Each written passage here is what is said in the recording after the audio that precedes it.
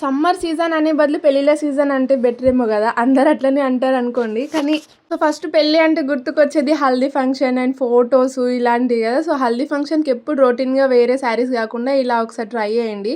పళ్ళు పాటు మొత్తం ఇట్లా ఫ్లోరల్ వచ్చింది అండ్ శారీకి ఇట్లా బార్డర్ డీటెయిలింగ్ వచ్చింది. అసలు చాలా చాలా బాగుంది శారీ అయితే.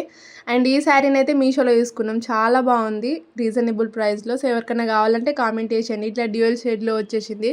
ఫ్యాబ్రిక్ అయితే చాలా ఫ్లోయిగా ఉంది. నేను వీడియోలో ఎట్లయితే చూపిస్తున్నానో బయట కూడా అంతే ఉంది ఫ్యాబ్రిక్.